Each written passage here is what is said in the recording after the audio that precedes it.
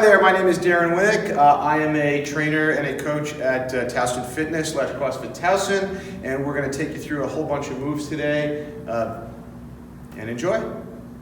So we're going to show you some pull-up mechanics and some progressions, all sorts of different kind of pull-ups. I've got Pete here. The first thing I'm going to show you is a strict pull-up. So we're just going to hang from a bar, full extension on the arms till chin up over the bar. Come right back down, and that is a strict pull-up. Anything else is not strict, and we can move on to all sorts of different approaches. So for instance, let's talk about a kipping pull-up, where you're using a little bit of the lower body mechanics to drive the upper body up. Excellent, thank you. Maybe 10 more? Oh, I'm good.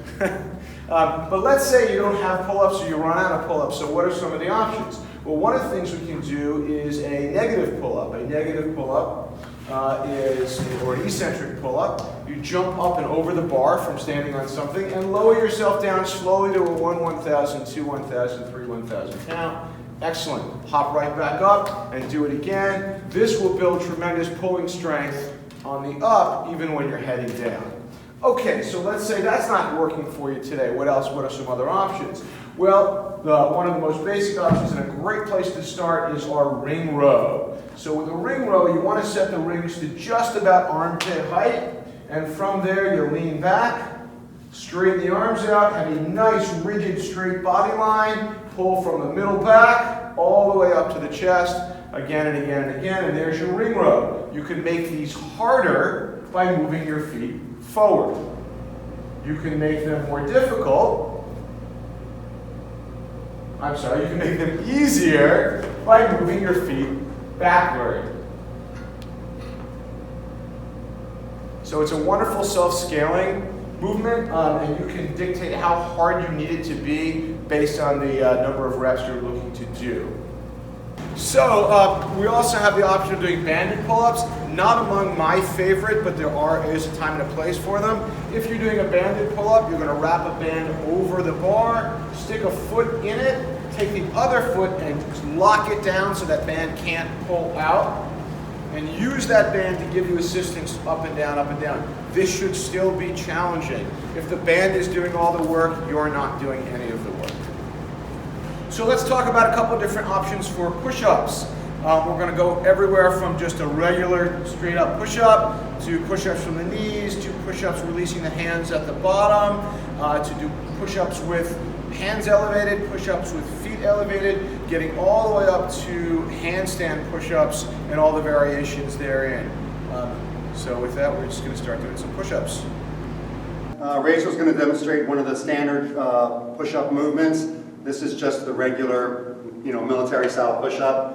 Rigid body, chest touches the deck, arms, she's coming to full lockout.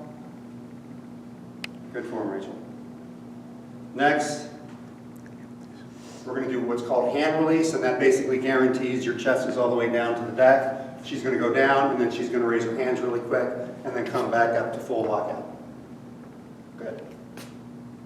It's going to demonstrate some progressions we have for regular push-ups. Knee push-ups are about 70% of a regular push-up load. You're able to do them, bring your chest to deck with your knees on the ground, your feet on the ground, or you can progress into a hand release push-up where you bring your chest to deck and quickly release your hands and then fully extend. To increase the difficulty of your push-up, you can elevate your feet onto different surfaces in the gym. Still bring your chest to deck and fully extend. If you're having a little difficulty with your push-ups, make it a little bit easier on yourself and put your hands on the object. This will raise your chest up, still bring it to the surface, and fully extend. Guys, Rachel's going to show us the ultimate progression for the push-up. It's a handstand push-up. Important points of performance. You're going to keep your core engaged. You're going to be about a hand's width away from the wall, and you want a mat on the floor to protect your head.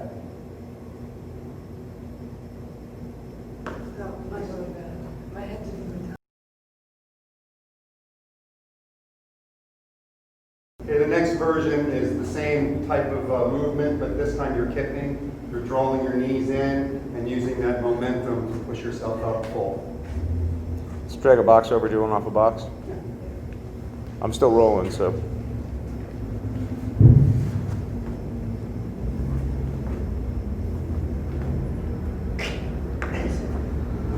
It's gonna be a good cut.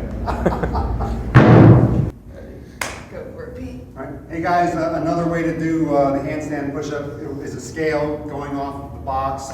For safety reasons, you want to have the mat on the floor to protect your head, and it's recommended start with your hands on the floor, get your feet up on the box, just to, for a safety thing. But you're going to pretty much be in a vertical position, lower yourself down to the mat, and then push straight up. Nice. So let's talk about some of our basic abdominal exercises, our core movements. We're going to talk you through a full range of sit-ups. So the first thing we're going to talk about is an ab mat sit-up. If you don't have an ab mat, you can just roll up a towel and stick it under your lower back. But if you have access to an ab mat, you'll notice it has a fat end and a skinny end. The fat end is what goes closer to your butt, and this helps you form a nice protected curve in your lumbar spine, and hold that. So Pete's going to demonstrate some of our basic sit-ups here. First, on our ab mat sit-up, he's going to butterfly his feet, meaning he puts his soles together. He touches the ground behind him with his hands, touches the floor in front of him with his hands. This gives the fullest range of motion.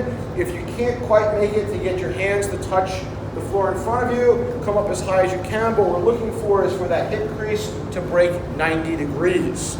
Now, to turn this up a little bit, you can grab an object. If you have access to a med ball, you just grab that med ball. There's really two different ways to do this. One is to just drag it behind you and in front of you.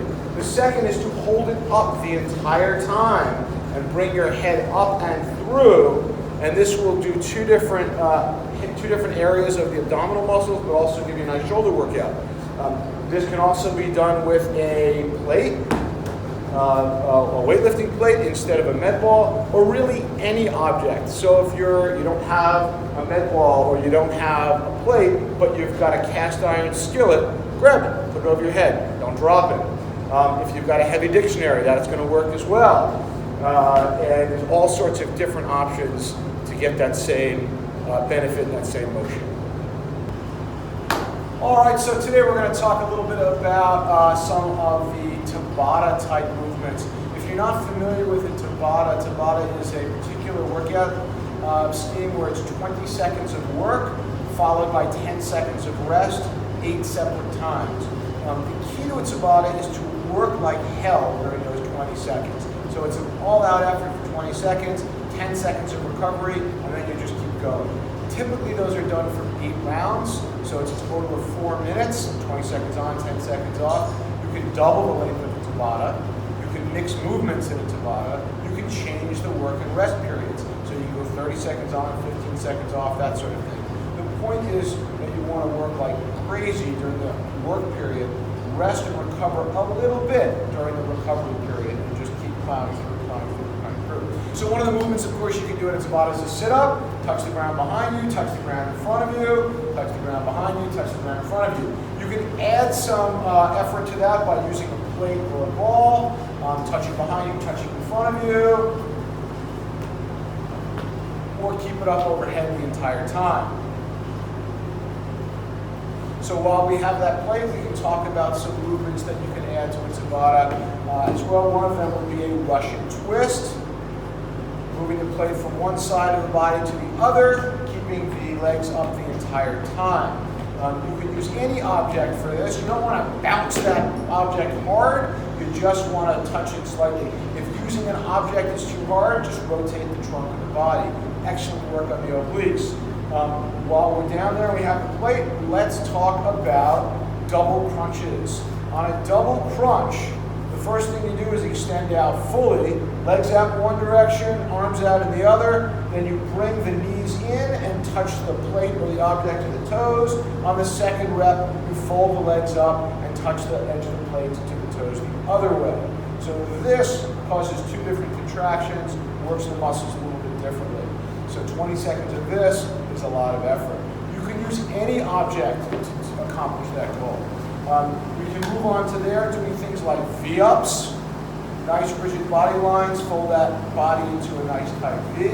We can do lemon squeezers, where you bring the knees in into the chest forcefully. We can flip over and do anything from just a rigid body weight plank, either a high plank position or a low plank position. Either way, there's a nice tight line from the shoulders to the ankles, keeping that body more tucked in super tight. We can go up and down, so up onto the hands, back down onto the elbows, up and down, up and down, up and down. We can also stay in that up position and do mountain climbers, bringing those knees in up to the elbows if we can. There we go. The point is there's tons of different movements that can be done.